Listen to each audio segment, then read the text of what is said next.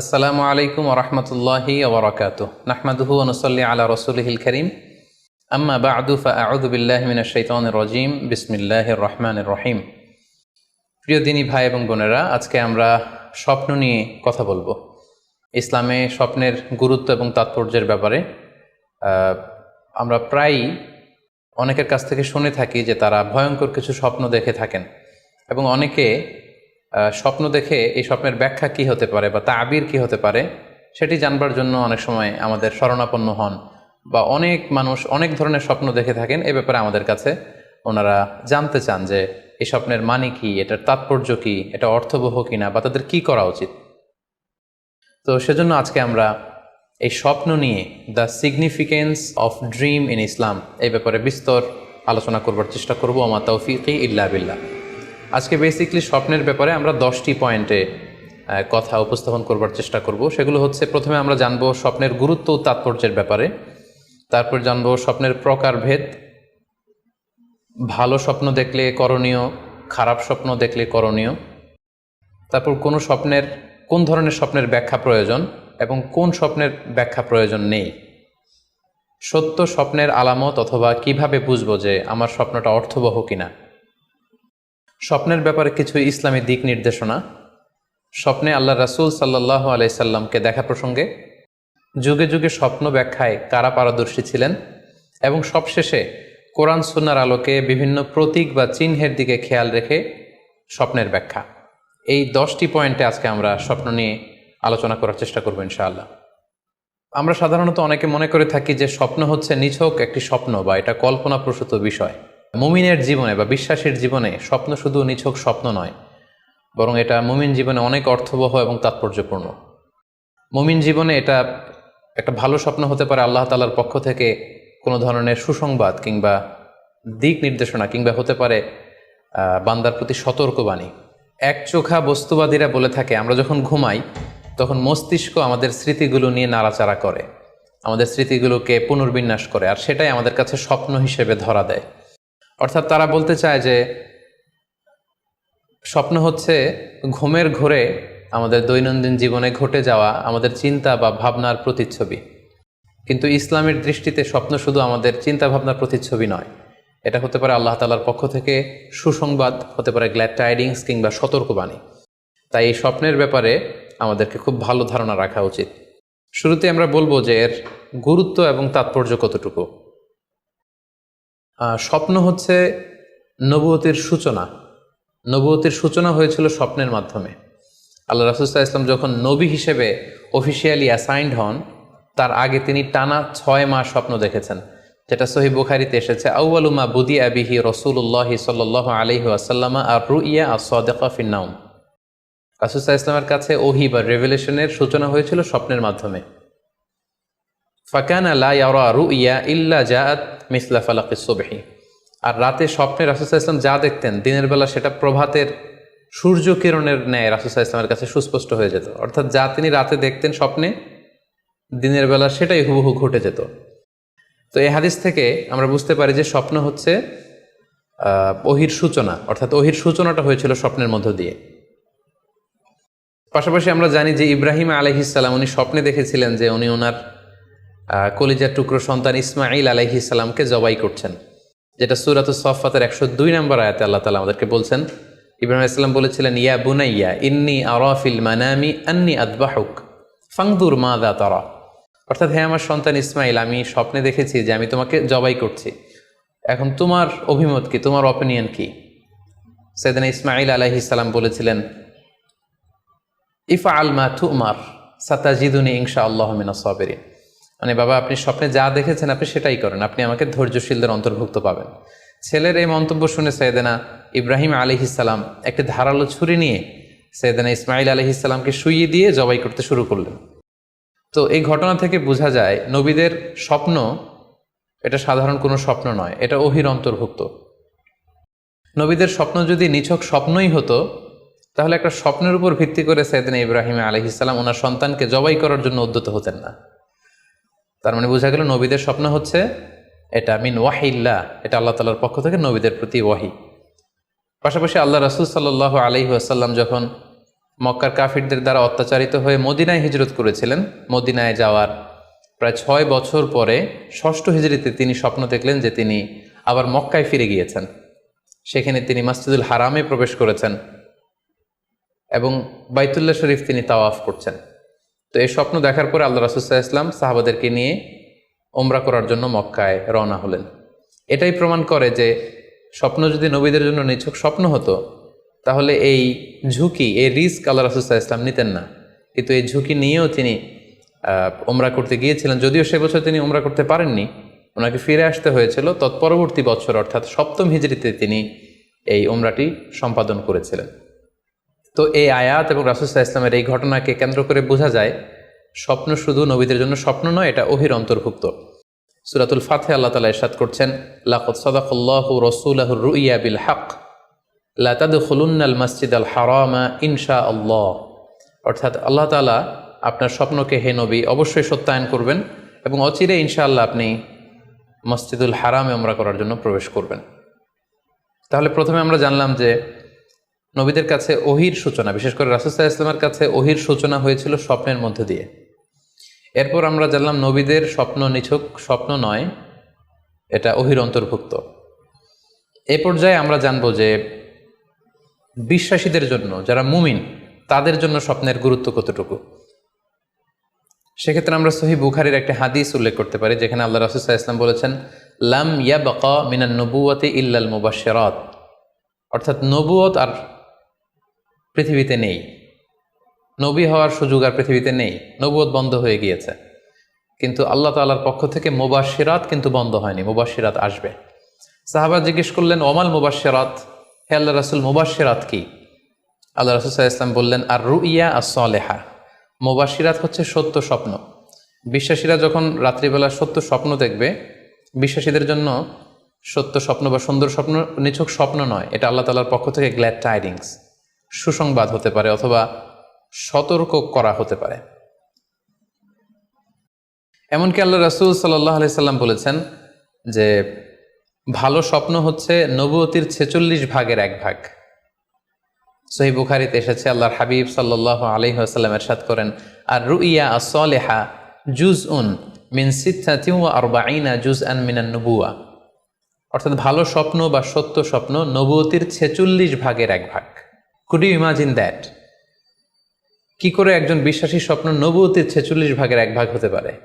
তার মানে মুমিনের স্বপ্ন, একজন বিশ্বাসীর স্বপ্নকে আল্লাহ তাআলা অনেক বেশি গুরুত্ব দিয়েছেন।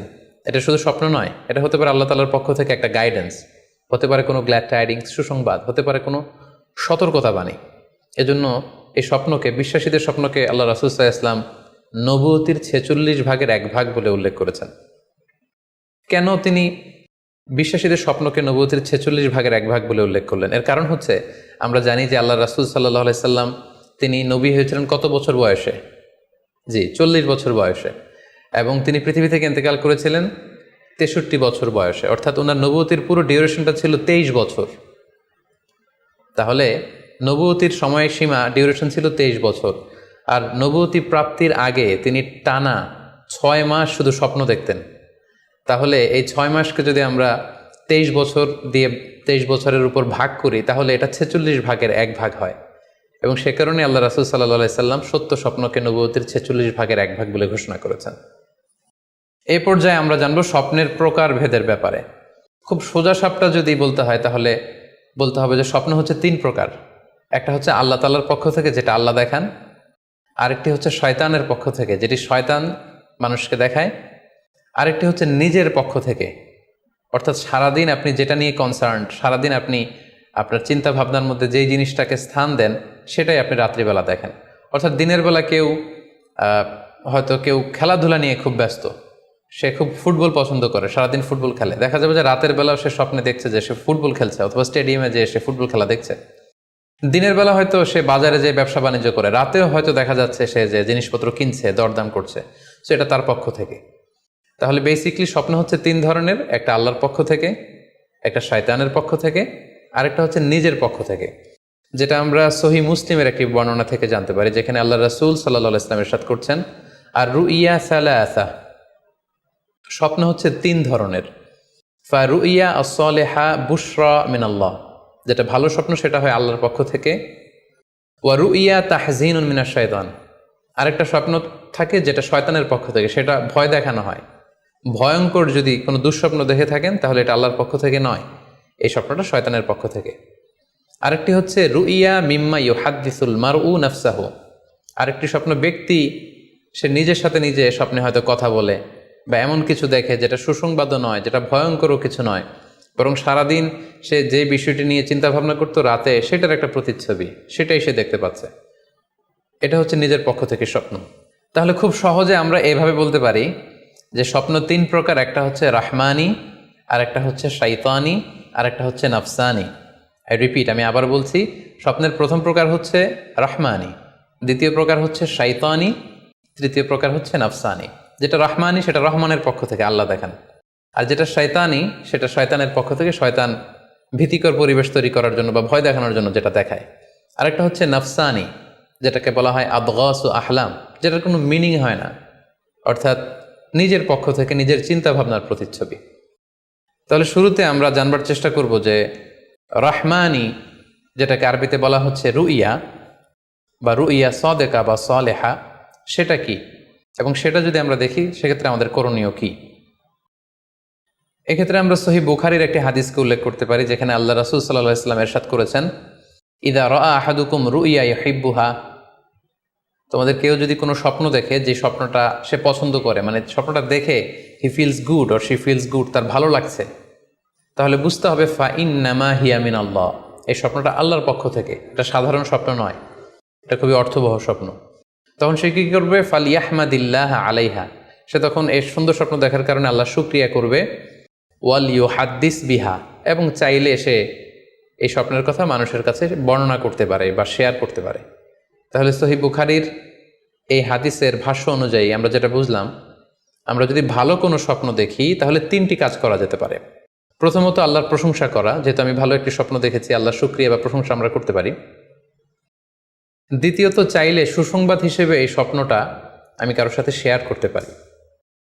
আর তিন নাম্বার হচ্ছে এমন ব্যক্তিকে আমি শেয়ার করব যে আমাকে ভালোবাসে বা যে আমার শুভাকাঙ্ক্ষী, তা না হলে আমি হিংসার শিকার হতে পারি।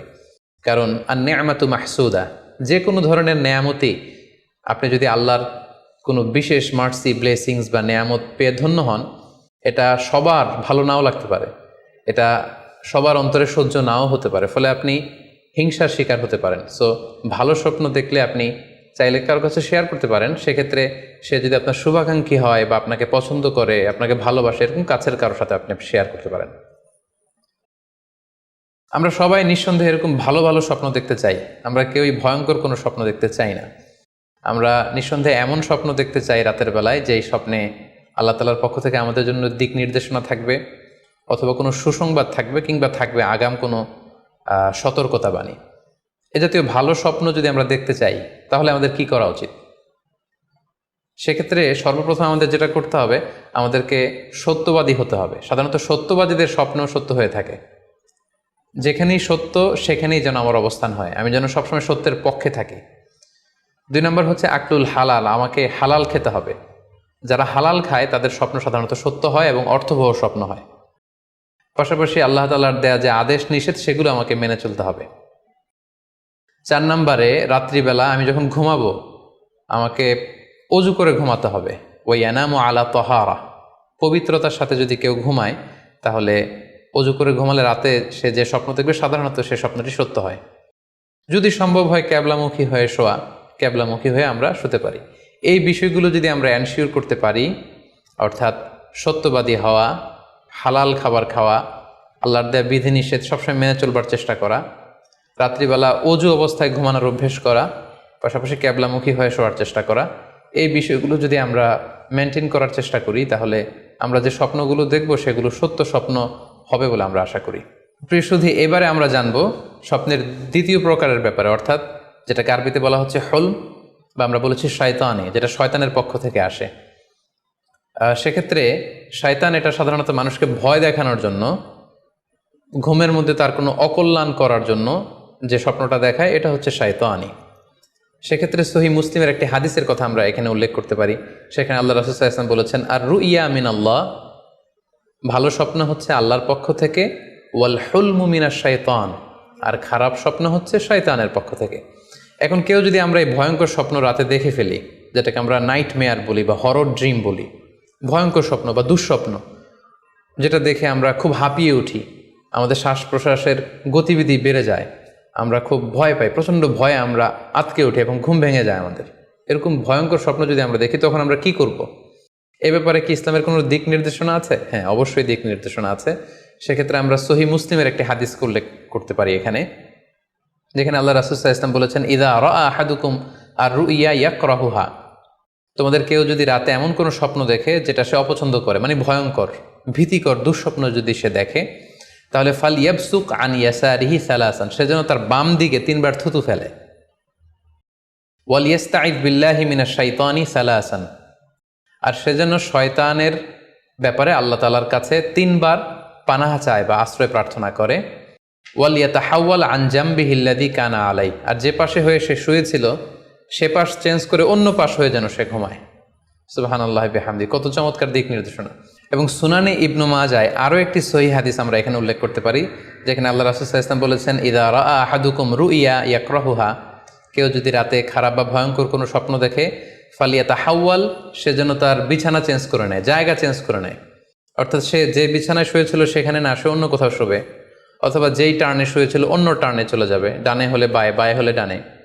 ওয়াল ইয়াতফুল আন ইয়াসারিহি সালাসান, এবং তার বাম দিকে যেন সে 3 বার থুতু ফেলে।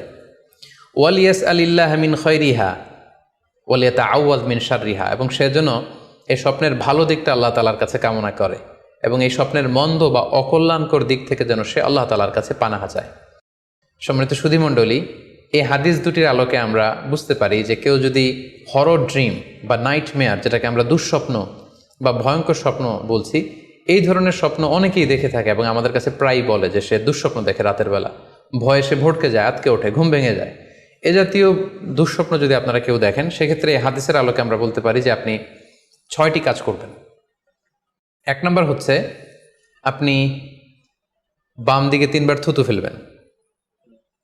2 নম্বর হচ্ছে 3 বার আপনি তাআউজ পড়বেন, অর্থাৎ আপনি পড়তে পারেন আউযু বিল্লাহি মিনাশ শাইতানির রাজিম, অর্থাৎ হে আল্লাহ, আমি বিতাড়িত শয়তানের ব্যাপারে আপনার কাছে পানাহা চাচ্ছি। অথবা আপনি পড়তে পারেন আউযু বিল্লাহি মিন শাররিহা, হে আল্লাহ, আমি এই শয়তানের অকল্যাণকর বা যে এভিল সাইড আছে, খারাপ দিক আছে, এই ব্যাপারে আমি আপনার কাছে পানাহা চাচ্ছি। 3 বার আপনি এটা পড়বেন।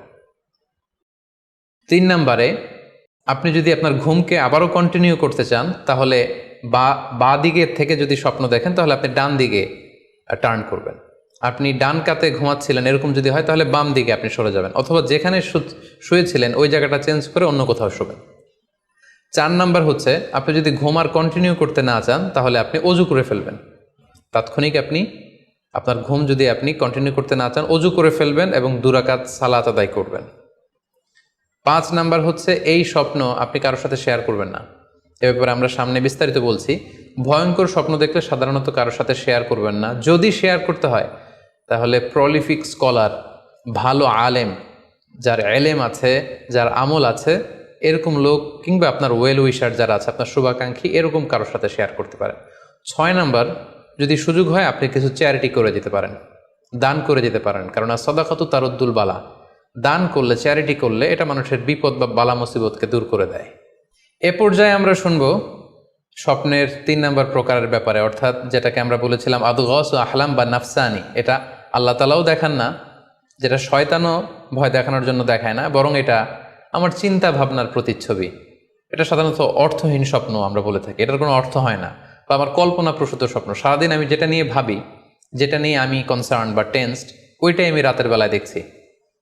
এ জাতীয় স্বপ্ন যদি আমরা দেখি, তাহলে এই স্বপ্নের কোনো অর্থ নেই, এটাতে কোনো দিক নির্দেশনা নেই, এটা সাধারণত অর্থহীন এবং কল্পনাপ্রসূত স্বপ্ন হয়ে থাকে। এই স্বপ্নের কোনো ব্যাখ্যা হয় না।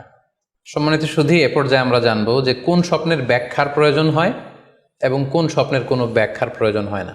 সাধারণত ব্যাখ্যা প্রয়োজন হয় কি হয় না, এদিক থেকে স্বপ্ন 2 ধরনের। এক হচ্ছে সরিহ, মানে ডিরেক্ট ড্রিম, যেটা সুস্পষ্ট, অর্থাৎ রাতে আপনি যা স্বপ্নে দেখেছেন দিনের বেলা সেটাই ঘটতে দেখেছেন। আপনি রাতে স্বপ্ন দেখলেন আপনার কোনো একজন কাছের লোক মারা গিয়েছে, এরপরের দিন আপনি শুনলেন আসলেই সেই ব্যক্তিটি মারা গিয়েছে। অথবা রাতের বেলা আপনি কোনো একটা ঘটনা দেখলেন, তারপরের দিন সেই ঘটনাটাই আপনি ঘটতে দেখলেন। এটাকে বলা হয় ডিরেক্ট ড্রিম, মানে সুস্পষ্ট এবং সরিহ, একেবারে স্পষ্ট স্বপ্ন। এটার কোনো ব্যাখ্যার প্রয়োজন হয় না, কারণ আপনি যা দেখেছেন সেটাই ঘটেছে। আরেকটা প্রকার হচ্ছে গয়রু সরিহ, মানে যেটা স্পষ্ট নয়, ইনডিরেক্ট ড্রিম, যেটা অস্পষ্ট। এটা হচ্ছে সিম্বলিক বা আইকনিক ড্রিম। আপনি এমন অস্পষ্ট আইকনিক বা এমন কিছু সিম্বল দেখেছেন রাতে ঘুমের ঘোরে স্বপ্নে, যেটা থেকে সুস্পষ্ট আসলে কিছু বোঝা যায় না, বরং এখানে একটা সিম্বল আছে, এখানে একটা প্রতীক আছে বা আইকন আছে। এই জাতীয় যে স্বপ্নগুলো আছে সাধারণত এগুলোর ব্যাখ্যার প্রয়োজন হয়, যেহেতু আপনি বুঝতে পারছেন না যে এটা দিয়ে আসলে কি বোঝানো হচ্ছে। সম্মানিত সুধী, এ পর্যায়ে আমরা জানার চেষ্টা করব যে সত্য স্বপ্নের আলামত কি কি, অর্থাৎ কিভাবে বুঝবো যে আমি যে স্বপ্নটা দেখেছি এই স্বপ্নটা সত্য কিনা বা অর্থবহ কিনা। অনেকে আমাদের কাছে জানতে চায় যে আমি এই স্বপ্নটা দেখেছি, এটা কি সত্য স্বপ্ন, এটা কি অর্থবহ স্বপ্ন, বা এটা কি আল্লাহর পক্ষ থেকে কোনো গাইডেন্সমূলক বা দিক নির্দেশনা বা সুসংবাদমূলক স্বপ্ন। কিভাবে আমরা বুঝতে পারি? কিছু আলামত রয়েছে, কিছু নিদর্শন রয়েছে, যেগুলোর আলোকে কিন্তু আমরা সহজেই বুঝতে পারি যে স্বপ্নটা সত্য কিনা। সুনানে আবু দাউদের এক বর্ণনায় আল্লাহ রাসূল সাল্লাল্লাহু আলাইহি ওয়াসাল্লাম ইরশাদ করেছেন, আসদাকুন নাসি রুইয়া আসদাকুহুম হাদিসা। যে ব্যক্তি সত্য কথা বলে বেশি, তার স্বপ্ন সত্য হয় বেশি। তাহলে সহজে আমরা বুঝলাম, আপনি যদি সত্যবাদী হন, সাধারণত আপনার স্বপ্নগুলো জেনারেলি সত্য হবে। সেক্ষেত্রে সত্য স্বপ্ন বা অর্থবহ স্বপ্ন চেনার প্রথম আলামত হচ্ছে এই স্বপ্ন দেখে আপনার ভাল লাগবে। You feel good after seeing the dream. আপনি স্বপ্ন দেখার পরে আপনার খুব স্বস্তি লাগবে, আপনার ভালো লাগবে, আপনার কাছে এই স্বপ্নটা পছন্দ হবে, খুব ভালো লাগবে স্বপ্নটা। যদি এরকম ফিলিং হয় আপনার, তাহলে আপনি বুঝবেন এই স্বপ্নটা সত্য ছিল এবং অর্থবহ ছিল। 2 নাম্বার হচ্ছে true dreams are very short and concise. সত্য স্বপ্ন খুবই শর্ট হয়, কনসাইজ হয়। আরবিতে যেটাকে বলা হয় ওয়াদেহা জালিয়া, খুবই শর্ট, স্পষ্ট, ক্লিয়ার এবং কনসাইজ। অনেকে রাতে অনেক লম্বা লম্বা স্বপ্ন দেখে, লম্বা এপিসোড দেখে, একটার পর একটা ঘটনা দেখতে থাকে, মুভির মতো লম্বা লম্বা ঘটনা সে দেখতে থাকে। এই জাতীয় লম্বা লম্বা ঘটনা যদি আপনি দেখে থাকেন রাতে, বা এপিসোড আকারে একটার পর একটা ঘটনা যেটার সাথে কোনো মিল নেই, এই জাতীয় স্বপ্নের সাধারণত কোনো অর্থ হয় না, এগুলো অর্থবহ স্বপ্ন নয়। অর্থবহ স্বপ্ন চেনার 3 নাম্বার আলামত বা সাইন হচ্ছে রিপিটেশন। অর্থাৎ একই স্বপ্ন যদি আপনি বারবার দেখেন তাহলে বুঝতে হবে এটা অর্থবহ স্বপ্ন, এবং এটার মাধ্যমে আল্লাহ তাআলা আপনাকে কোনো দিক নির্দেশনা বা গাইডেন্স দিতে চাচ্ছেন। আপনাকে বোঝার চেষ্টা করতে হবে যে আসলে আল্লাহ তাআলা আপনাকে কি বোঝাতে চাচ্ছেন। তাহলে 3 নাম্বার হচ্ছে রিপিটেশন। বারবার যদি কোনো স্বপ্ন দেখেন, এই স্বপ্নটা সত্য হবে এবং অর্থবহ হবে। এটা নট নেসেসারি যে আপনি একাই বারবার দেখেন। একজন মানুষ একটা স্বপ্ন বারবার দেখলে যেমনি অর্থবহ, পাশাপাশি একই স্বপ্ন যদি অনেকে দেখে তাহলে সেই স্বপ্নটাও অর্থবহ। অর্থাৎ আপনি একটা স্বপ্ন প্রায় দিন দেখেন, তাহলে বোঝা যাচ্ছে এটা অর্থবহ স্বপ্ন। অথবা একটা স্বপ্ন অনেক লোক একসাথে দেখেছে, তারপরের দিন একে অপরের সাথে শেয়ার করে বোঝা গেল যে সবাই একই স্বপ্ন দেখেছে, তাহলে বোঝা যাবে এটা সাধারণ স্বপ্ন নয়, এটা অর্থবহ স্বপ্ন, মিনিংফুল স্বপ্ন। যেমন এক্ষেত্রে আমরা লাইলাতুল কদরের একটা হাদিসের কথা উল্লেখ করতে পারি। সহিহ বুখারীতে এসেছে, রমাদান মাসে সাহাবারা স্বপ্ন দেখলেন, অনেক সাহাবা একসাথে স্বপ্ন দেখলেন যে ওনাদেরকে বলা হচ্ছে রমাদানের শেষ দশকের শেষ 7 দিনের যে কোনো একদিন কদর হয়ে যেতে পারে। ওনারা সবাই এসে সাহাবা রিদওয়ানুল্লাহি তাআলা আলাইহিম আজমাইন আল্লাহ রাসূল সাল্লাল্লাহু আলাইহি ওয়াসাল্লামের কাছে বললেন, ইয়া রাসূলুল্লাহ, আমি স্বপ্নে দেখেছি যে বলা হচ্ছে কদরের জন্য রমজানের শেষ 7 দিনকে তালাশ করতে। আরেকজন এসে একই কথা বলল যে ইয়া রাসূলুল্লাহ, আমি দেখেছি রমজানের শেষ 7 দিনে কদর হতে পারে। তো এরকম অনেক সাহাবা যখন আল্লাহ রাসূল সাল্লাল্লাহু আলাইহি ওয়াসাল্লামের কাছে এসে এই ঘটনা বলল, তখন আল্লাহ রাসূল সাল্লাল্লাহু আলাইহি ওয়াসাল্লাম বললেন, আরা রুইয়াকুম কদ তাওয়াতাআত ফিস সাবঈল আওয়াখির, যে আমি দেখতে পেলাম যে তোমাদের স্বপ্নটা রমজানের শেষ 7 দিনের ব্যাপারে ঐকমত্য হয়েছে, একই ধরনের স্বপ্ন তোমরা সবাই দেখেছো, তাই তোমরা রমজানের শেষ দশকের শেষের 7 দিনে কদর তালাশ করো। রমজানের শেষ দশকের শেষ 7 দিনে কদর হয়ে যাওয়ার সম্ভাবনা বেশি। সেই বুখারীর এই হাদিসের আলোকে কিন্তু আমরা বুঝতে পারলাম যে একটি স্বপ্ন, একই ধরনের ঘটনা যদি অনেকে দেখে তাহলে এটা অর্থবহ। পাশাপাশি এক্ষেত্রে আমরা আজানের হাদিসটি উল্লেখ করতে পারি। আমরা এখন নামাজের আগে যে আজান দেয়া হয়, শুরুর দিকে কিন্তু সাহাবাদের আজানের পদ্ধতি জানা ছিল না। তখন সাহাবারা আল্লাহ রাসূল সাল্লাল্লাহু আলাইহি ওয়াসাল্লামের সাথে কনসাল্ট করছিলেন যে কিভাবে আজান দেওয়া যায়, অর্থাৎ কিভাবে ঘোষণা দেওয়া যায় সালাতের জন্য। একজন সাহাবা বলল, আমরা আগুন জ্বালিয়ে দিব, আগুনের ধোঁয়া দেখে মদিনার সবাই বুঝবে যে এখন সালাতের সময়, তো সবাই চলে আসবে। আরেকজন বলল, না, প্রতিদিন আগুন জ্বালানো এটা নিরাপদ না, বরং আমরা খ্রিস্টানদের মতো বেল বাজিয়ে দিব, একজন বেল রিঙ্গার রাখবো, যে ঘন্টা বাজালে ঘন্টার আওয়াজ শুনে খ্রিস্টানদের মতো চার্চে যেন লোকজন আসে, বাকিরা সবাই নামাজ পড়তে চলে আসবে। তো এক একজনের এক এক পরামর্শ শুনে আল্লাহ রাসূল সাল্লাল্লাহু আলাইহি ওয়াসাল্লাম কোনো সিদ্ধান্তে আসতে পারলেন না। তারপরের দিন একজন সাহাবা চমৎকার একটি স্বপ্ন দেখলেন। তিনি স্বপ্নে দেখলেন, ওনার নাম হচ্ছে আবদুল্লাহ ইবনে যায়েদ ইবনে আব্দে রব্বি। উনি স্বপ্নে দেখলেন যে একজন লোক, খুব সম্ভবত ফেরেশতা হবেন, তার গায়ে দুইটা সবুজ রঙের জামা এবং তার হাতে বেল, ঘণ্টা। তখন তিনি ওনাকে জিজ্ঞেস করলেন, আপনি কি ঘণ্টা বিক্রি করেন? তখন স্বপ্নে সেই লোকটি বলল, ঘণ্টা দিয়ে তুমি কি করবে? তো সাহাবী বললেন যে ঘণ্টা দিয়ে আমরা নামাজের জন্য আহ্বান করব। তো স্বপ্নে সেই সবুজ কাপড় পরিহিত লোক বলল যে ঘণ্টার চাইতেও যদি চমৎকার একটা আইডিয়া তোমার সাথে শেয়ার করি, সেটাকে তুমি শুনবে? সাহাবী বললেন, হ্যাঁ শুনবো। তখন তিনি বললেন, ঘণ্টা না বাজিয়ে তোমরা উঁচু একটা জায়গায় দাঁড়িয়ে আল্লাহু আকবার, আল্লাহু আকবার, আল্লাহু আকবার, আল্লাহু আকবার, আশহাদু আল্লা ইলাহা ইল্লাল্লাহ, আশহাদু আন্না মুহাম্মাদুর রাসূলুল্লাহ, এই বাক্যগুলো তোমরা বলবে। এই বাক্যগুলোর মধ্য দিয়ে আল্লাহর বরত্বের ঘোষণা হবে, রাসূল সাল্লাল্লাহু আলাইহি ওয়াসাল্লামের রিসালাতের ঘোষণা হবে, মানুষকে চমৎকার বাক্যে নামাজের দিকে ডাকাও হবে, ফলে লোকজন নামাজেও চলে আসবে। এই চমৎকার কথা শুনে সাহাবা তো অবাক হয়ে গেলেন, ওনার ঘুম ভেঙে গেল। উনি সকালবেলা আল্লাহ রাসূল সাল্লাল্লাহু আলাইহি ওয়াসাল্লামের কাছে এসে পুরো ঘটনা শোনালেন যে একজন লোককে আমি দেখলাম হাতে ঘণ্টা, আমি বললাম ঘণ্টা কিনবো সালাতের আহ্বানের জন্য, তিনি আমাকে এই কয়েকটা বাক্য শিখিয়ে বললেন, ঘণ্টা না বাজিয়ে এই বাক্যগুলো দিয়ে আহ্বান করলে কেমন হয়। আল্লাহ রাসূল সাল্লাল্লাহু আলাইহি ওয়াসাল্লাম এই স্বপ্নের কথা শুনে তিনি অভিভূত হলেন। তিনি বললেন, তুমি ঠিকই দেখেছ, তুমি সঠিক স্বপ্ন দেখেছ। যেহেতু বেলালের কণ্ঠ খুব দরাজ, বেলালকে ডাকো, আমাদের ঘণ্টাও বাজানোর দরকার নেই, আগুন জ্বালানোর দরকার নেই, বেলালকে বাক্যগুলো মুখস্থ করিয়ে দাও। বেলাল মসজিদে নববীর পাশে দাঁড়িয়ে আওয়াজ করে এই আজান দিবে, এই ঘোষণা দিবে।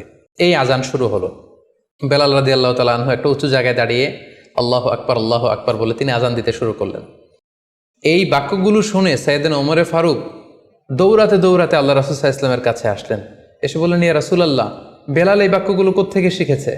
গত রাতে তো আমি দেখেছি যে আমাকে একজন লোক বলেছে যে তোমরা এই বাক্যগুলোকে ব্যবহার করে লোকজনকে সালাতের জন্য আহ্বান করো। আল্লাহ রাসূল সাল্লাল্লাহু আলাইহি ওয়াসাল্লাম শুনে অবাক হলেন। অর্থাৎ ওই সাহাবী ঠিক যেমন স্বপ্ন দেখেছেন, ইসলামের দ্বিতীয় খলিফা সাইয়েদনা ওমরে ফারুক রাদিয়াল্লাহু তাআলা আনহু উনিও একই স্বপ্ন দেখেছেন। তার মানে একই স্বপ্ন যদি একাধিক লোকজন দেখে থাকে, সেটা যেমনি অর্থবহ, আবার আপনি একাও যদি একটি স্বপ্ন বারবার বারবার দেখেন, সেটাও অর্থবহ। আমরা আজান যে কিভাবে ইন্ট্রোডিউস হলো মুসলিম কমিউনিটির মধ্যে, এই হাদিসের আলোকে বুঝতে পারি যে কোনো স্বপ্ন আপনি বারবার দেখলে বা অনেকে একই স্বপ্ন দেখলে সে স্বপ্নটা অর্থবহ হবে। অর্থবহ স্বপ্ন দেখার 4 নম্বর সাইন হচ্ছে শেষ রাতের স্বপ্ন সাধারণত অর্থবহ হয়, অর্থাৎ লাস্ট 1/3 অফ দ্য নাইট, রাতের শেষাংশে যদি আপনি ফজরের আগ দিয়ে যে স্বপ্নটা মানুষ দেখে, সাধারণত এই স্বপ্নটা অর্থবহ হয়, এটা সত্য স্বপ্ন হয়। কারণ এই টাইমে আল্লাহ তাআলা প্রথম আকাশে নেমে আসেন বা মনোনিবেশ করেন এবং ডাকতে থাকেন, কার রিজিকের দরকার আমি রিজিক দেব, কার অর্থের দরকার আমি অর্থ এর ব্যবস্থা করে দেব, কার কি দরকার আমার কাছে চাও, অসুস্থরা আমি তাদেরকে সুস্থ করে দেব। সো ওই টাইমে আল্লাহ তাআলার বিশেষ একটা রহমত পৃথিবীতে নেমে আসে, ফলে শেষ রাতের স্বপ্ন সাধারণত অর্থবহ স্বপ্ন হয়। পাশাপাশি হাদিসে এসেছে যে কিয়ামতের আগ দিয়ে মুমিনরা যে স্বপ্নগুলো দেখবে, এই স্বপ্নগুলো সাধারণত অর্থবহ হবে। অর্থাৎ কিয়ামতের একেবারে আগ মুহূর্তে যখন মুসলমানরা খুব স্ট্রাগল করবে, মুসলমানরা যখন খুব বিপদে থাকবে, তখন মুসলমানদের যে স্বপ্নগুলো তারা রাতের বেলা দেখবে, এগুলো মিথ্যা হবে না, বেশিরভাগ স্বপ্নই সত্য হবে, অর্থবহ হবে। যেটা আমরা সহিহ বুখারীর একটা হাদিস থেকে জানতে পারি, যেখানে আল্লাহ রাসূল সাল্লাল্লাহু আলাইহি ওয়াসাল্লাম ইরশাদ করেছেন, ইযা ইকতারাবা যামানু লাম তাকাদ রুইয়াল মুমিনি তাকযিব, অর্থাৎ কিয়ামতের সময় যত ঘনিয়ে আসবে, কাছাকাছি আসবে, মুমিন বা বিশ্বাসীদের স্বপ্ন ঠিক তত সঠিক হতে থাকবে। মুমিনদের তখনকার স্বপ্ন বেশিরভাগই সত্য হবে, সেটা মিথ্যা হবে না। তাহলে এই হাদিস থেকে আমরা জানলাম কিয়ামতের আগ দিয়ে মুমিনরা যে স্বপ্নগুলো দেখবে, এগুলো সত্য হবে, অর্থবহ হবে। এ পর্যায়ে আমরা জানবার চেষ্টা করব যে স্বপ্নের ব্যাপারে কিছু ইসলামিক দিক নির্দেশনা রয়েছে। আমরা যদি এই দিক নির্দেশনাগুলো, গাইডেন্সগুলো মেনে চলি, তাহলে স্বপ্ন নিয়ে আমাদের খুব একটা কনফিউশনে থাকতে হবে না। সেক্ষেত্রে প্রথম গাইডলাইন হচ্ছে অপ্রয়োজনে স্বপ্ন অন্যের সাথে শেয়ার না করা। Do not mention the dream for interpretation except a prolific scholar or any well wisher to you. কেউ যদি খুব বড় আলেম হয়ে থাকেন, শায়েখ হয়ে থাকেন, তার এলম আছে, আমল আছে, এরকম কারো কাছে শেয়ার করতে পারেন। অথবা আপনার শুভাকাঙ্ক্ষী, আপনাকে ভালো অ্যাডভাইস করতে পারে, আপনাকে পছন্দ করে, এরকম লোক ছাড়া কারো কাছে স্বপ্ন শেয়ার করা যাবে না। সুনানে তিরমিজিতে স্বপ্ন অন্যের সাথে শেয়ার না করার ব্যাপারে একটি হাদিস এসছে, যেখানে আল্লাহ রাসূল সাল্লাল্লাহু আলাইহি সাল্লাম বলেছেন, লা ইয়াকুসুহা ইল্লা আলা ওয়াদ্দিন, অর্থাৎ যে তোমাকে পছন্দ করে এমন কারো কাছে ছাড়া স্বপ্ন শেয়ার করবে না। অথবা আউজি রইন, এমন লোক যে ডিসিশন দিতে পারে, he can advise you, he can provide you the right decision, এরকম লোক যদি আপনার কাছের শুভাকাঙ্ক্ষীদের মধ্যে থেকে কেউ থেকে থাকে, আপনি তার সাথে শেয়ার করতে পারেন। ওয়ালা ইউহাদ্দিসু বিহা ইল্লা লাবিবান আও হাবিবান, সে আপনার হাবিব, সে আপনার বন্ধু, সব কাছের লোক, বজম ফ্রেন্ড, আপনার শুভ কামনা করে সব সময়, এই জাতীয় লোকের কাছে আপনি স্বপ্ন শেয়ার করতে পারেন। অন্য এক বর্ণনায় এসেছে, ওয়ালা ইয়াকুসুর রুইয়া ইল্লা আলা আলিমিন আও নাসিহ, স্বপ্ন শেয়ার করতে হলে ভালো আলেমের কাছে শেয়ার করো, অথবা নাসিহ, যে তোমাকে ভালো অ্যাডভাইস করতে পারবে, উপদেশ দিতে পারবে, এরকম কারো কাছে শেয়ার করো, অন্য কারো কাছে নয়। সুনানে তিরমিজিতে এ ব্যাপারে একটি বাব রচনা করা হয়েছে, যে বাবু লা তাকুসুর রুইয়া ইল্লা আলা আলিম আও নাসিহ, আলেম বা শুভাকাঙ্ক্ষী নসিহতকারী ছাড়া কারো কাছে স্বপ্ন শেয়ার করা যাবে না। এর কারণ হচ্ছে, আমরা আগেই বলেছি যে আপনি স্বপ্নে যদি ভালো কিছু দেখে থাকেন, এটা এমন কারো কাছে যদি শেয়ার করেন যে আপনাকে পছন্দ করে না, তাহলে আপনি হিংসার শিকার হতে পারেন। সেক্ষেত্রে আমরা সূরা ইউসুফের 5 নম্বর আয়াতের কথা খেয়াল করতে পারি, যেখানে ইউসুফ আলাইহিস সালাম বলেছিলেন যে ইয ক্বালা ইউসুফু লি আবিহি ইয়া আবাতি ইন্নী রাআইতু আহাদা আশারা কাওকাবান ওয়াশ শামসা ওয়াল কমারা রাআইতুহুম লি সাজিদিন ক্বালা ইয়া বুনাইয়া লা তাকসুস রুইয়াকা আলা ইখওয়াতিকা ফায়াকিদু লাকা কাইদা। ছোট্ট ইউসুফ আলাইহিস সালাম তিনি স্বপ্নে দেখলেন যে চন্দ্র, সূর্য এবং আকাশের 11টা তারা সব কিছু ওনার সম্মানে সিজদায় লুটিয়ে পড়েছে। তো ইয়াকুব আলাইহিস সালাম ওনার ছেলেকে বললেন যে, বাবা ইউসুফ, খবরদার, সাবধান, এই স্বপ্নের কথা তুমি তোমার ভাইদেরকে বলতে যেও না। যদি তুমি তোমার ভাইদের সাথে এই চমৎকার স্বপ্নের কথা শেয়ার করো, তাহলে ফায়াকিদু লাকা কাইদা, তারা তোমাকে নিয়ে হিংসা করবে, ষড়যন্ত্র করবে। তাহলে আমরা বুঝলাম যে যার তার কাছে চাইলে আমরা স্বপ্ন শেয়ার করতে পারবো না, বরং এক্ষেত্রে বুঝে শুনে সাবধানে শেয়ার করতে হবে। এক্ষেত্রে মুস্তাদরেকে হাকিমে একটি চমৎকার হাদিস উল্লেখ হয়েছে, সেটি হচ্ছে, কেন যে কারো কাছে স্বপ্ন শেয়ার করা যাবে না, করলে সমস্যা কি? সেক্ষেত্রে বলা হয়েছে যে ফাইন্না রুইয়া তাকাউ আলামা তুআব্বার, অর্থাৎ স্বপ্নের ব্যাখ্যা তেমনই হয়ে থাকে যেমন এটার ব্যাখ্যা করা হয়। এই ব্যাপারটা কিন্তু সাধারণ কোনো কথা নয়। আপনি একজনের কাছে, যার কোনো জ্ঞান নেই স্বপ্নের ব্যাপারে, হুট করে তার কাছে স্বপ্নের ব্যাখ্যা জানতে চাইলেন, আর তিনিও হুট করে এমন একটা ব্যাখ্যা করে দিল, ফলে দেখা যাবে উনি যেটা ব্যাখ্যা করেছেন সেটাই ঘটবে আপনার জীবনে। সো স্বপ্নের কথা যে কারো কাছে বলতে নেই। ফাইন্না রুইয়া তাকাউ আলামা তুআব্বার, কেননা স্বপ্নের ব্যাখ্যা তেমন হয়ে থাকে যেমন এটার ব্যাখ্যা করা হয়। সো ব্যাখ্যা যদি কেউ করতে চান, আপনি ভালো ব্যাখ্যা করবেন, জেনে শুনে বুঝে তার শুভাকাঙ্ক্ষী হয়ে সুন্দর ব্যাখ্যা করবেন, কেননা খারাপ কোনো ব্যাখ্যা করে দিলে সেই ব্যাখ্যাই হয়ে যেতে পারে। স্বপ্নের কথা কেন যে কোনো মানুষের কাছে শেয়ার করতে নেই, তার কারণ হিসেবে আমরা সুনানে দারমির একটি হাদিসকে এখানে উল্লেখ করতে পারি, যে হাদিসটিকে ইবনে হাজার আল আসকালানি উনি ওনার ফাথুল বারিতে হাসান বলে উল্লেখ করেছেন। আল্লাহ রাসূল সাল্লাল্লাহু আলাইহি ওয়াসাল্লামের কাছে মদিনাতে প্রায় একজন নারী এসে স্বপ্নের ব্যাখ্যা জানতে চাইতেন। সে নারী বলতেন যে, ইয়া রাসূলুল্লাহ, আমি প্রায়ই স্বপ্নে দেখি যে আমার ঘরের একটি পিলার ভেঙে গিয়েছে এবং আমি অন্ধ সন্তান প্রসব করেছি। এই নারীর স্বামী ছিল ব্যবসায়ী এবং সারা বছর ব্যবসার কারণে বিভিন্ন জায়গায় তিনি ঘুরে বেড়াতেন, এবং যখন ফিরে আসতেন, যাওয়ার সময় তিনি স্ত্রীকে প্রেগনেন্ট অবস্থায় রেখে যেতেন, অর্থাৎ গর্ভবতী, আর এই বাচ্চাকে পেটে নিয়ে এই নারী সবসময় এই স্বপ্ন দেখতে থাকতেন। তো রাসূল সাল্লাল্লাহু আলাইহি ওয়াসাল্লাম স্বপ্নের ব্যাখ্যা বললেন, তুমি চিন্তা করো না, তোমার স্বামী সহি সালামতে ফিরে আসবে এবং তুমি সুন্দর সন্তান প্রসব করবে, ভালো সন্তান। এভাবেই চলছিল, যতবার তার স্বামী ফিরে আসে, সুস্থভাবে ফিরে আসে এবং সে সুন্দর সন্তান জন্ম দিচ্ছিল। হঠাৎ একবার সে নারী আল্লাহ রাসূল সাল্লাল্লাহু আলাইহি ওয়াসাল্লামের বাসায় এসে দেখলেন যে আল্লাহ রাসূল সাল্লাল্লাহু আলাইহি ওয়াসাল্লাম ঘরে নেই। আম্মাজান আয়েশাকে তিনি বললেন যে, আমি সবসময় এরকম স্বপ্ন দেখি।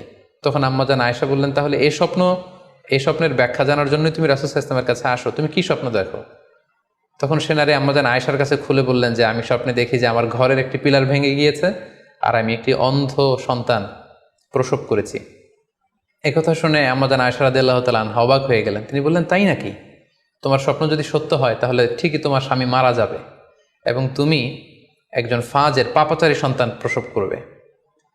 ঠিকই দেখা গিয়েছিল তার পরের বছর তার স্বামী যখন আসলো, জীবিত আসতে পারেনি, তার স্বামী ইন্তেকাল করেছিল এবং এই নারী যে সন্তান প্রসব করেছিল সেটি ছিল একটি পাপাচারী সন্তান। তো এই ঘটনা আল্লাহ রাসূল সাল্লাল্লাহু আলাইহি ওয়াসাল্লাম শুনে আম্মাজান আয়েশাকে বললেন, আয়েশা তুমি এটা ঠিক করনি, তুমি যদি কখনো কারো স্বপ্নের ব্যাখ্যা করো তুমি ভালো ব্যাখ্যাটা করবে, কখনো মন্দ দিক থেকে ব্যাখ্যা করবে না, হয় চুপ থাকবে, ব্যাখ্যাই করতে যাবে না, আর যদি স্বপ্নের ইন্টারপ্রিটেশন তুমি করতে চাও তাহলে ভালো ব্যাখ্যাটা করবে। সম্মানিত, শুধু এজন্য যে কারো কাছে আমরা চাইলেই স্বপ্নের কথা জানাতে পারি না, বরং সে যদি আপনার শুভাকাঙ্ক্ষী হয়, সে যদি স্বপ্ন ব্যাখ্যায় পারদর্শী হয়, সে যদি ভালো আলেম হয়, তাহলে তার কাছে আপনি স্বপ্নের ব্যাখ্যা জানতে চাইতে পারেন। এক্ষেত্রে আমরা ইমাম মুহাম্মদ ইবনে সিরিনের আরও একটি চমৎকার ঘটনার কথা উল্লেখ করতে পারি। মুহাম্মদ ইবনে সিরিন উনি ছাত্রদেরকে নিয়ে একবার তালিম দিচ্ছিলেন। এ সময় হঠাৎ এক নারী এসে বললেন যে আমি স্বপ্নের ব্যাখ্যা জানতে চাই, মুহাম্মদ ইবনে সিরিন কোথায়? ছাত্ররা বলল উনি একটু বাইরে গিয়েছেন, আপনি স্বপ্নে কি দেখেছেন? মহিলাটি বলল যে আমি স্বপ্নে দেখেছি আমার ছেলে সাগর থেকে শুধু পানি পান করছে। হঠাৎ সেই মসজিদ থেকে এক ছাত্র বলল, তাই নাকি? আপনি যদি এই স্বপ্ন দেখে থাকেন তাহলে আপনার বাচ্চাটা মারা যাবে। ইমাম মুহাম্মদ ইবনে সিরিন পরবর্তীতে যখন আসলেন, এসে ছাত্রদের কাছে যখন জানতে পারলেন, তখন তিনি বললেন যে তুমি কেন এই স্বপ্নের ব্যাখ্যা করেছো? কারণ সাগরের লোনা পানি এটা যে সবসময় অযোগ্য, পানের অযোগ্য ব্যাপারটা এমনটা নয়, সাগরের ভেতরে তো মণিমুক্তাও আছে। বরং আমি হলে ব্যাখ্যা করতাম যে তোমার ছেলে সাগর থেকে পানি খাচ্ছে, তোমার ছেলে অনেক বড় আলেম হবে। কিছুদিন পরে আরেক লোক এসে মুহাম্মদ ইবনে সিরিনের কাছে জানতে চাইলেন যে আমি স্বপ্নে দেখছি যে আমার ছেলে সাগর থেকে শুধু পানি নিয়ে খাচ্ছে। তিনি বললেন আশা করা যায় তোমার ছেলে অনেক বড় আলেম হবে। ঠিকই দেখা গেল কিছুদিন পরে যেই মহিলাটি স্বপ্নের ব্যাখ্যা জানতে এসেছিলেন তার ছেলেটি মারা গিয়েছে, আর ওই যেই লোক মুহাম্মদ ইবনে সিরিনের কাছে স্বপ্নের সুন্দর ব্যাখ্যা নিয়ে গেলেন তার ছেলে ওই সময়ের অনেক বড় আলেম হয়েছিল। এজন্য সম্মানিত শুধু যে কারো কাছে স্বপ্নের ব্যাখ্যা জানতে চাইতে নেই, আর স্বপ্নের ব্যাখ্যা যদি করতে হয় ভালো ব্যাখ্যা করতে হবে, তা না হলে চুপ থাকতে হবে। স্বপ্নের ক্ষেত্রে ইসলামের যে দিক নির্দেশনা, সেক্ষেত্রে আরও একটি দিক নির্দেশনা হচ্ছে স্বপ্ন কখনো শরীয়তের দলিল হতে পারে না। কেবলমাত্র নবীদের স্বপ্নই হচ্ছে ওহী, কিন্তু আমরা যারা সাধারণ মুসলমান আমাদের স্বপ্ন কখনো শরীয়তের দলিল হতে পারে না। এটা আপনার জন্য কোনো একটা বিশেষ ধরনের অনুধাবন হতে পারে, আপনার বিশেষ ফিলিংস হতে পারে, আপনার একার জন্য কোনো ধরনের গাইডেন্স হতে পারে আল্লাহর পক্ষ থেকে, কিন্তু এটাকে শরীয়তের দলিল বলে চালিয়ে দেওয়া যাবে না। আমরা প্রায় শুনি অমুক পীর সাহেব একটা স্বপ্ন দেখেছেন এবং তার মুরিদেরা এই স্বপ্নের আলোকে বিভিন্ন কাজ করতে শুরু করেছেন, এটাকে শরীয়তের অংশ মনে করে। খুব রিসেন্টলি করোনা ভাইরাস আউটব্রেকের টাইমে মামুন মারুফ নামে এক ছেলের স্বপ্নের কথা আমরা শুনেছিলাম যে ইটালিতে সে স্বপ্ন দেখেছে করোনা ভাইরাসের সাথে কথা বলেছে। আসলে এই জাতীয় স্বপ্ন কখনো শরীয়তের কোনো সোর্স বা এভিডেন্স হতে পারে না। খুব রিসেন্টলি বুয়েট থেকে পাশ করা মুশতাক মোহাম্মদ আরমান নামে একজন লোকের কথা আমরা শুনেছি যে তিনি দাবি করেছেন তিনি ইমাম মাহাদি, এবং তিনি দাবি করেছেন যে স্বপ্নে তাকে আল্লাহ তাআলা ইমাম মাহাদি বলে পরিচয় করিয়ে দিয়েছে, ফলে লোকজন এসে তার হাতে বায়াত হচ্ছে।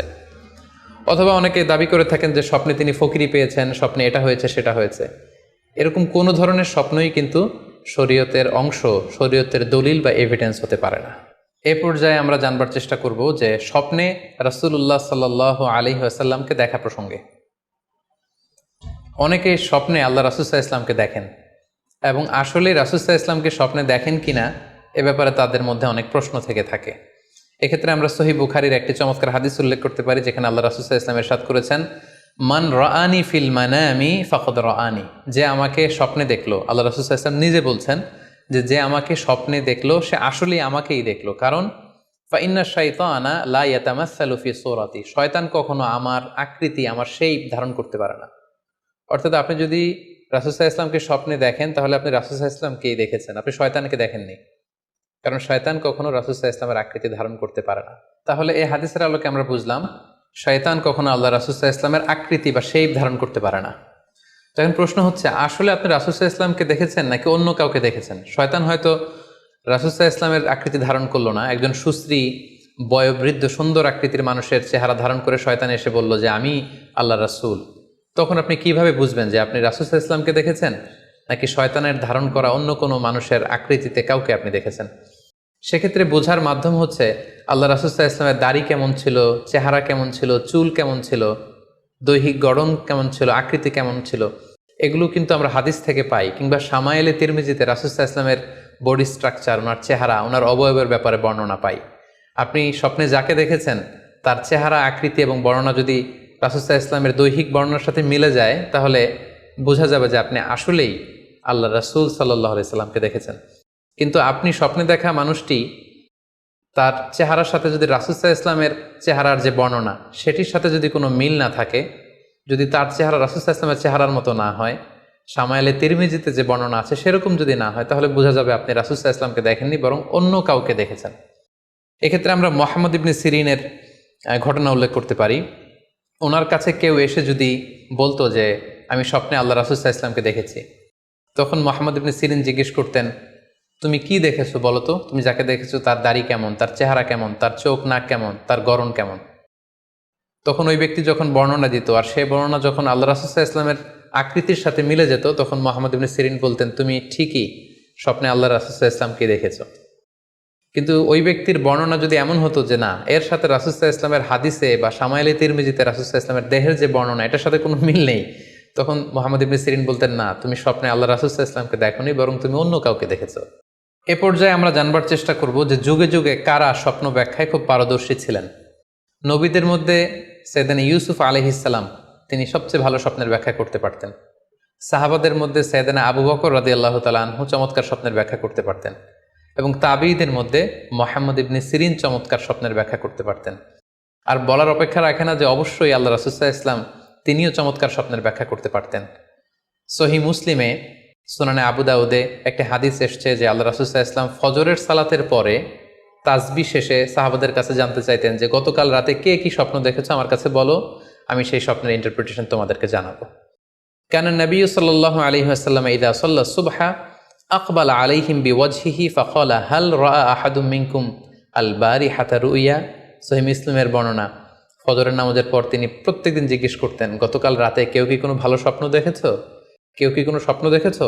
আমার কাছে উল্লেখ করো, আমি এটার ব্যাখ্যা করে দেব। সম্মানিত সুধী, আমরা বলছিলাম যে ইউসুফ আলাইহিস সালাম খুব ভালো স্বপ্নের ব্যাখ্যা করতে পারতেন, এবং সূরা ইউসুফের 111 নম্বর আয়াতে ব্যাপারে আল্লাহ উল্লেখ করেছেন সাইয়েদনা ইউসুফ আলাইহিস সালামের কথা, যে তিনি বলেছেন, রব্বি কদ আতাইতানি মিনাল মুলকি ওয়া আল্লামতানি মিন তা'ওয়িলিল আহাদিস। মানে, হে আমার রব, আপনি আমাকে রুলিং পাওয়ার দিয়েছেন এবং আপনি আমাকে you taught me how to interpret the dreams, কিভাবে স্বপ্নের ব্যাখ্যা করতে হয় এটা আপনি আমাকে শিক্ষাদান করেছেন। এবং সূরা ইউসুফে আমরা জানি যে 3টি স্বপ্নের কথা সেখানে উল্লেখ রয়েছে। ইউসুফ আলাইহিস সালাম নিজেই একটি স্বপ্ন দেখেছিলেন ছোটবেলায়, তারপর দুজন প্রিজনার ইউসুফ আলাইহিস সালামের সাথে জেলখানায় ছিল, তাদের 2টা স্বপ্নের ব্যাখ্যা তিনি করে দিয়েছেন, এবং মিশরের তৎকালীন যে রাজা কিং, সেই কিংয়ের স্বপ্নের ব্যাখ্যাও সাইয়েদনা ইউসুফ আলাইহিস সালাম করে দিয়েছিলেন। সাহাবীদের মধ্যে সাইয়েদনা আবু বকর রাদিয়াল্লাহু তাআলা আনহু চমৎকার স্বপ্নের ব্যাখ্যা করতে পারতেন, এবং আল্লাহ রাসূল সাল্লাল্লাহু আলাইহি ওয়াসাল্লাম মাঝে মাঝে ইচ্ছা করে আবু বকর রাদিয়াল্লাহু তাআলা আনহুর কাছে স্বপ্নের ব্যাখ্যা জানতে চাইতেন, এবং আবু বকর রাদিয়াল্লাহু তাআলা আনহু নিজেও মাঝে মাঝে ইচ্ছা করে রাসূল সাল্লাল্লাহু আলাইহি ওয়াসাল্লামের কাছে বলতেন যে, ইয়া রাসূলুল্লাহ, এই স্বপ্নের ব্যাখ্যাটা আমি করি। আল্লাহ রাসূল সাল্লাল্লাহু আলাইহি ওয়াসাল্লাম তখন আবু বকর রাদিয়াল্লাহু তাআলা আনহুকে স্বপ্নের ব্যাখ্যা করার অনুমতি প্রদান করতেন। এক্ষেত্রে আমরা আল খাসাইসুল কুবরা, জালালউদ্দিন সুয়ুতির লেখা, সেখানকার একটি বর্ণনার কথা উল্লেখ করতে পারি, যেখানে আল্লাহ রাসূল সাল্লাল্লাহু আলাইহি সাল্লাম আবু বকর রাদিয়াল্লাহু তাআলা আনহুর কাছে একটি স্বপ্নের উল্লেখ করলেন। বললেন, আবু বকর, আমি গত রাতে স্বপ্নে দেখেছি যে তুমি আর আমি দুজন মিলে দৌড় প্রতিযোগিতা করছি, এবং দেখলাম যে আমি তোমার 2.5 গজ সামনে, তুমি আমার 2.5 গজ পেছনে, অর্থাৎ আমি এই দৌড় প্রতিযোগিতায় বিজয় লাভ করেছি এবং তুমি আমার 2.5 হাত পেছনে। এর ব্যাখ্যা কি হতে পারে? তখন সাইয়েদনা আবু বকর রাদিয়াল্লাহু তাআলা আনহু বললেন, ইয়া রাসূলুল্লাহ, আমার মনে হচ্ছে যে আপনি আমার আগে পৃথিবী থেকে বিদায় নেবেন এবং আপনার ইন্তেকালের 2.5 বছর পরে আমি পৃথিবী থেকে বিদায় নিব। অর্থাৎ আপনি আমার 2.5 বছর আগে পৃথিবী ছাড়বেন আর আমি আপনার 2.5 বছর পরে পৃথিবী ছাড়ব। এবং আমরা যদি বাস্তবতা এবং ইতিহাস খেয়াল করি তাহলে আমরা সেটাই দেখব যে আল্লাহ রাসূল সাল্লাল্লাহু আলাইহি সাল্লামের ইন্তেকালের 2.5 বছর পরে সাইয়েদনা আবু বকর রাদিয়াল্লাহু তাআলা আনহু তিনি ইন্তেকাল করেছিলেন। সাইয়েদনা আবু বকর রাদিয়াল্লাহু তাআলা আনহুর স্বপ্ন ব্যাখ্যার পারদর্শিতা নিয়ে আমরা এক্ষেত্রে মুস্তাদরেকে হাকিমের একটি হাদিস উল্লেখ করতে চাই, যেখানে এই হাদিসটি মুস্তাদরেকে হাকিমেও এসেছে, সুনানে আবু দাউদেও এসেছে, এবং হাদিসটি সহিহ।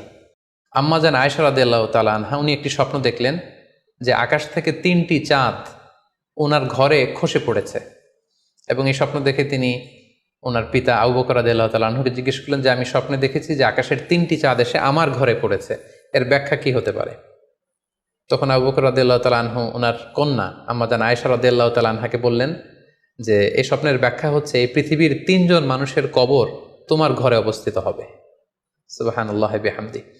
এবং আমরা জানি যে আল্লাহ রাসূল সাল্লাল্লাহু আলাইহি ওয়াসাল্লাম যখন ইন্তেকাল করলেন তখন আল্লাহ রাসূল সাল্লাল্লাহু আলাইহি ওয়াসাল্লামকে কবর দেওয়া হয়েছিল আম্মাজান আয়েশা রাদিয়াল্লাহু তাআলা আনহার ঘরে। এবং তখন আবু বকর রাদিয়াল্লাহু তাআলা আনহু বলেছিলেন যে আয়েশা, তোমার কি মনে আছে তুমি যে একটা স্বপ্নের ব্যাখ্যা আমার কাছে জানতে চেয়েছিলে যে 3টি আকাশের চাঁদ তোমার ঘরে খসে পড়েছে, এই দেখো আল্লাহ রাসূল সাল্লাল্লাহু আলাইহি ওয়াসাল্লামের কবর তোমার ঘরে হয়েছে, তুমি জেনে রেখো যে 3টা চাঁদের শ্রেষ্ঠ চাঁদ হচ্ছে এটি। এবং আমরা এও জানি যে আবু বকর রাদিয়াল্লাহু তাআলা আনহু ইন্তেকালের পরে আম্মাজান আয়েশার ঘরেই কবর হয়েছে এবং ওমরে ফারুকের কবরও আম্মাজান আয়েশা রাদিয়াল্লাহু তাআলা আনহুর ঘরেই অবস্থিত। তাহলে এই হাদিসগুলোর আলোকে আমরা বুঝতে পারি যে সাহাবাদের মধ্যে আবু বকর রাদিয়াল্লাহু তাআলা আনহু ছিলেন স্বপ্ন ব্যাখ্যায় সবচেয়ে পারদর্শী। তাবিঈদের মধ্যে স্বপ্ন ব্যাখ্যায় সবচেয়ে পারদর্শী ছিলেন মুহাম্মদ ইবনে সিরিন। আমরা ওনার নাম প্রায় শুনে থাকি। তিনি স্বপ্ন ব্যাখ্যার ক্ষেত্রে খুব এক্সপার্ট ছিলেন। তিনি ওসমান রাদিয়াল্লাহু তাআলা আনহু যখন ইসলামের খলিফা তখন বসরা নগরীতে মুহাম্মদ ইবনে সিরিন জন্মগ্রহণ করেন এবং অনেক সাহাবা থেকে তিনি অনেক হাদিস বর্ণনা করেছেন। এবং তিনি ইমাম আবু হানিফা আলাইহি রাহমার সমসাময়িক ছিলেন। ইমাম আবু হানিফা একবার স্বপ্নে দেখলেন যে তিনি আল্লাহ রাসূল সাল্লাল্লাহু আলাইহি ওয়াসাল্লামের কবর খুঁড়ছেন অথবা কবরের লাশ বের করছেন কিংবা কাফন বের করছেন। এই স্বপ্ন দেখে ইমামুল আযম আবু হানিফা রাহিমাহুল্লাহ উনি বিচলিত হয়ে গেলেন যে এ আমি কি স্বপ্ন দেখলাম যে আমি রাসূল সাল্লাল্লাহু আলাইহি ওয়াসাল্লামের কবর খুঁড়ছি, সেখান থেকে কাফন বের করছি। কেউই এই স্বপ্নের ব্যাখ্যা করতে পারলেন না। তখন ইমাম মুহাম্মদ ইবনে সিরিনের কাছে যখন জানতে চাওয়া হলো তখন মুহাম্মদ ইবনে সিরিন বললেন যে হাযা রাজুলুন ইউহয়ি সুন্নাত রাসূলিল্লাহ, অর্থাৎ যে ব্যক্তি এই স্বপ্ন দেখেছে তার মাধ্যমে আল্লাহ রাসূল সাল্লাল্লাহু আলাইহি ওয়াসাল্লামের হাদিসের বা সুন্নাহর পুনর্জীবন হবে। তিনি রাসূল সাল্লাল্লাহু আলাইহি ওয়াসাল্লামের সুন্নাহগুলোকে পুনরুজ্জীবন দান করবেন, পুনরুজ্জীবিত করবেন। এবং বাস্তবে আমরা এটাই দেখেছি যে ইমাম আবু হানিফার চিন্তা, ওনার থট, ওনার মাযহাব গোটা বিশ্বে সমৃদ্ধি লাভ করেছে, মানুষ এটাকে গ্রহণ করেছে। ওনার বুদ্ধিবৃত্তিক যে চিন্তা, ওনার ফিকহি ইস্তেমবাদগুলো গোটা বিশ্বে আল্লাহ রাসূল সাল্লাল্লাহু আলাইহি ওয়াসাল্লামের হাদিসগুলোকে আরও প্রাণবন্তভাবে মুসলিম উম্মার কাছে রিপ্রেজেন্ট করেছে। আমরা আপাত দৃষ্টিতে মনে হচ্ছিল যে এটা একটা খারাপ স্বপ্ন, যে ইমাম আবু হানিফা তিনি রাসূল সাল্লাল্লাহু আলাইহি ওয়াসাল্লামের কবর খুঁড়ছেন, লাশ বের করছেন বা কাফন বের করছেন। কিন্তু মুহাম্মদ ইবনে সিরিন চমৎকার ব্যাখ্যা করেছেন যে হাযা রাজুলুন ইউহয়ি সুন্নাত রাসূলিল্লাহ, এই লোক তো এমন লোক হবে যে রাসূল সাল্লাল্লাহু আলাইহি ওয়াসাল্লামের সুন্নাহকে পুনরুজ্জীবন দান করবে।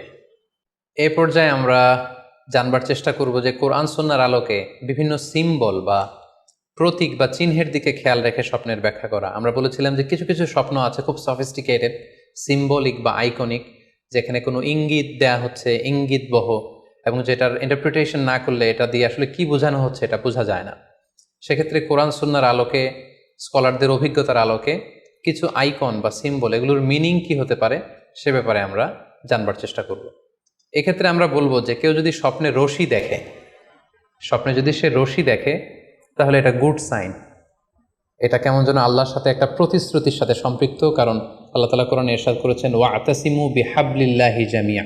আরবিতে রশি আরবি হচ্ছে হাবল, মানে ওয়াতাসিমু বিহাবলিল্লাহি জামিআ, তোমরা আল্লাহর রজ্জু বা রশিকে আঁকড়ে ধরো।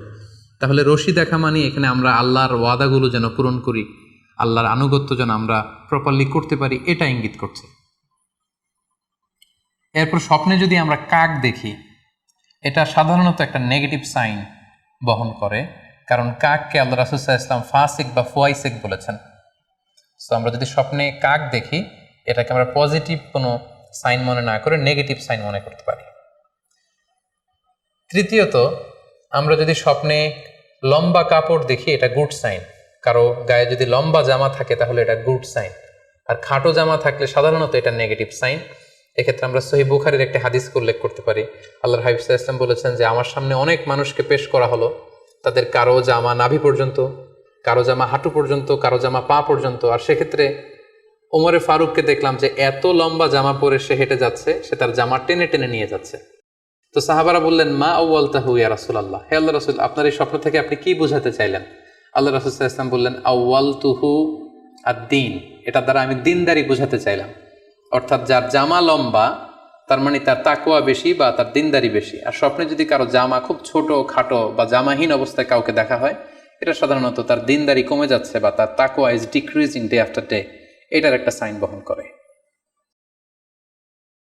পাশাপাশি দুধ, স্বপ্নে যদি কেউ দেখে সে দুধ খাচ্ছে, এটা একটা ভালো সাইন।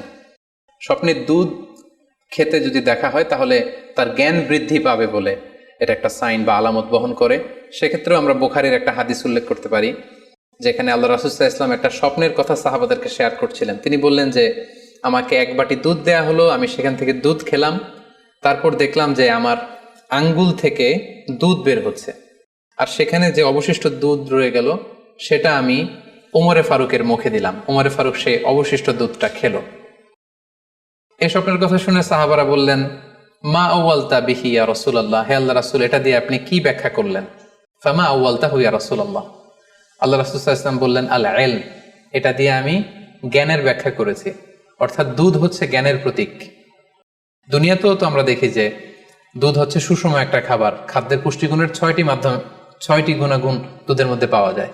সো কেউ যদি স্বপ্নে দেখেন যে তিনি দুধ পান করছেন, আশা করা যায় এটা তার জন্য ভালো সাইন, তার জ্ঞান বাড়বে বলে আমরা ধারণা করতে পারি। এবার স্বপ্নে যদি কেউ দেখে যে সে আজান দিচ্ছে, এটাও ভালো সাইন। স্বপ্নে আজান দেয়া এটা সাইন হচ্ছে সে হয়তো অচিরে হজ করতে যাবে। হজের সাথে আজানের কি সম্পর্ক? এর কারণ হচ্ছে সূরা হজ্জে আল্লাহ তাআলা সাইয়েদনা ইব্রাহিম আলাইহিস সালামকে যখন বলেছিলেন যে তুমি হজ শুরু করো, তখন তিনি বলেছিলেন, ইব্রাহিম তুমি আজান দাও, ওয়া আযযিন ফিন নাসি বিল হজ ইয়াতুকা রিজালা ওয়া আলা কুল্লি দামিরি ইয়াতিনা মিন কুল্লি ফাজ্জিন আমিক। অর্থাৎ হে ইব্রাহিম তুমি আজান দাও। ইব্রাহিম আলাইহিস সালাম বললেন, কোথায় আজান দিব? চারদিকে তো মরুভূমি। আল্লাহ তাআলা বললেন, ইব্রাহিম তুমি আজান দাও, এই আজানের আওয়াজ বা শব্দ পৃথিবীর সবার কানে আমি পৌঁছে দেব।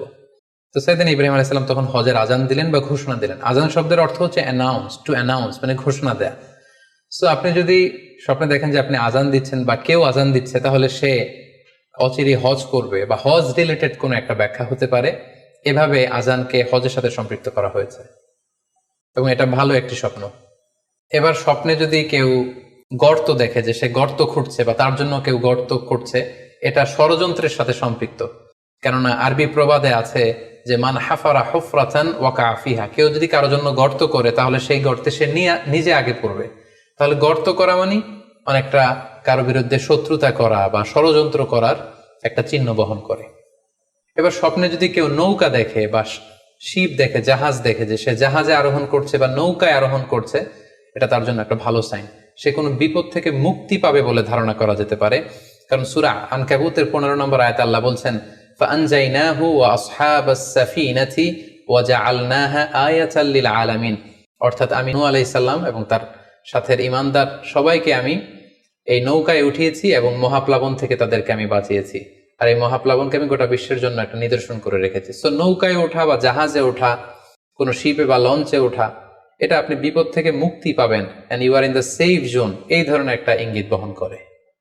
ইমাম মুহাম্মদ ইবনে সিরিনের কাছে এক লোক এসে বলল যে, ইমাম, রাআইতু কাআন্নী আহরুসু আরদান লা তুমবিত, হে ইমাম, আমি স্বপ্নে দেখেছি যে আমি একটি শস্য ক্ষেত্র চাষ করছি কিন্তু কোনো ফসল হচ্ছে না, এটার মানে কি? তিনি ব্যাখ্যা করে দিলেন, আনতা তা'জিলু আন ইমরাআতিক, অচিরেই হয়তো তোমার স্ত্রীর সাথে তোমার সেপারেশন হয়ে যেতে পারে। কারণ কোরআনে স্ত্রীকে শস্য ক্ষেত্রের সাথে তুলনা করা হয়েছে মেটাফরিক্যালি। সূরা বাকারার 223 নম্বর আয়াতে আল্লাহ বলছেন, নিসাউকুম হারসুল লাকুম ফাআতু হারসাকুম আন্না শি'তুম। অর্থাৎ তোমাদের স্ত্রীরা হচ্ছে তোমাদের শস্য ক্ষেতের মতো, তোমরা যেভাবে খুশি এই শস্য ক্ষেত্রটাকে সুন্দরভাবে চাষাবাদ করতে পারো। তাহলে শস্য ক্ষেতের সাথে বা ক্রপ ল্যান্ডসের সাথে আপনার স্ত্রীর সাথে সম্পর্ক হওয়া বা সেপারেশন হওয়া, এইভাবে ইঙ্গিত নেওয়া যেতে পারে। সবশেষে একটি ঘটনা উল্লেখ করার মধ্য দিয়ে আমরা এই সিম্বলিক বা আইকনিক ব্যাপারটা শেষ করতে চাই। সেটি হচ্ছে, ব্যক্তির ভিন্নতার কারণে কিন্তু স্বপ্নের ব্যাখ্যাও ভিন্নতা হতে পারে। ব্যক্তি ভিন্নতার কারণে স্বপ্নের ব্যাখ্যাও ভিন্ন হবে। একই স্বপ্ন দুইজন লোক দেখলো, দুইজনের স্বপ্নের ব্যাখ্যা কিন্তু দুরকম হতে পারে। সেক্ষেত্রে আমরা মুহাম্মদ ইবনে সিরিনের একটা ঘটনা উল্লেখ করতে পারি। মুহাম্মদ ইবনে সিরিনের কাছে এক লোক এসে বলল যে, আমি স্বপ্নে দেখেছি আমি আজান দিচ্ছি, এটার ব্যাখ্যা কি? উনি বললেন, তুমি হজ করতে যাবে। তার কিছুদিন পরে আরেক লোক এসে একই স্বপ্ন দেখলো। তিনি বললেন যে, আমি স্বপ্নে দেখেছি যে আমি আজান দিচ্ছি। তো তিনি বললেন, চুরিতে তোমার হাত কাটা যাবে। তো ওনার ছাত্ররা দুইজন লোকের কাছে দুই ধরনের উত্তর দেওয়ার কারণে অবাক হয়ে জিজ্ঞেস করলেন যে, হে ইমাম, একই স্বপ্ন দুইজন দেখলো কিন্তু আপনি এক একজনকে এক এক উত্তর কেন দিলেন? তো তিনি বললেন যে, এই দুইজনকে আমি চিনি এবং তাদের ব্যক্তিগত জীবন সম্পর্কে আমি জানি।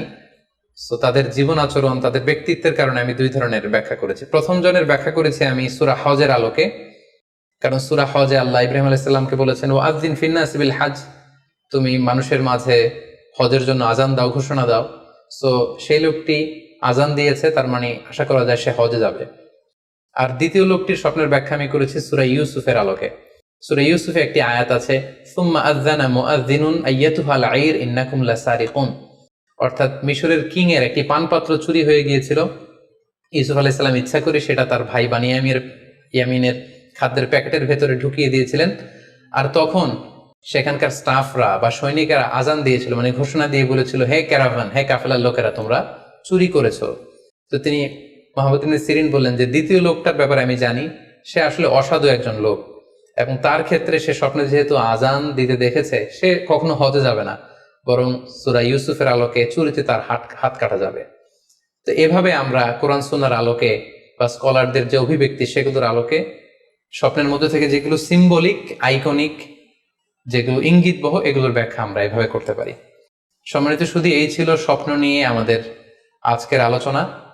আমরা এই আলোচনা থেকে বুঝতে পারলাম যে স্বপ্ন তিন ধরনের হতে পারে। কোনোটা আল্লাহ দেখান দিক নির্দেশনার জন্য বা সুসংবাদ স্বরূপ, কোনোটা শয়তানের পক্ষ থেকে ভয় দেখানোর জন্য, আর কোনোটা হচ্ছে আমাদের চিন্তা ভাবনার প্রতিচ্ছবি। আর স্বপ্ন যতটা সম্ভব অন্যের কাছে না শেয়ার করতে পারলেই ভালো। বিশেষ করে যদি আপনি ভয়ঙ্কর দুঃস্বপ্ন দেখে থাকেন, সেক্ষেত্রে এমন লোকের কাছে আপনি শেয়ার করুন যে আপনাকে পছন্দ করে, যার কোরআন সুন্নাহর জ্ঞান আছে, যার মধ্যে এলেম আছে, আমল আছে। আর আপনারা আপনাদের কারো কাছে যদি আপনাদের ফ্রেন্ডস অ্যান্ড ফ্যামিলির কেউ বা আশেপাশের কেউ এসে যদি হুট করে তার স্বপ্নের কথা বলে দেয়, আপনি হুট করে তার ইন্টারপ্রিটেশন বা ব্যাখ্যা করতে যাবেন না। আপনি বেটার হয় যে আপনি চুপ থাকবেন, অথবা আপনি যদি ব্যাখ্যা করতে চান তাহলে ভালো ব্যাখ্যা করবেন।